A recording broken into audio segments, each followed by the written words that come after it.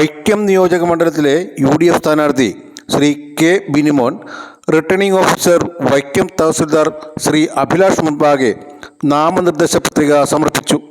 നിയോജക മണ്ഡലം chairman Shri Paulson Joseph, Mohan D Babu, Vaikom Thalayolaparambu block Congress പ്രസിഡന്റുമാരായ PD Unni, MK Shibu, convener B Anilkumar, K Mohanan, Zubair Pulinthuruthil, Cyril Joseph, നഗരസഭാ chairman Shri Abdul Salam Rawther, Jai John Perayil, advocate A Saneesh Kumar, Vijayamma Babu, പോഷക സംഘടനാ നേതാക്കൾ തുടങ്ങിയവരോടൊപ്പം കോൺഗ്രസ് ഭവനിൽ നിന്നും നൂറുകണക്കിന് പ്രവർത്തകരുടെയും വാദ്യമേളങ്ങളുടെയും അകമ്പടിയോടെയാണ് നാമനിർദ്ദേശ പത്രികാ സമർപ്പണത്തിന് എത്തിയത്.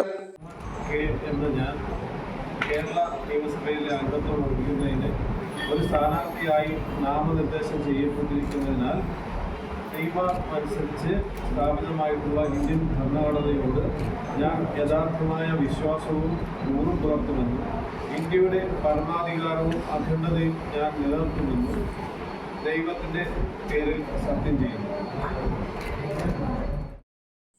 Vision news Vaikom.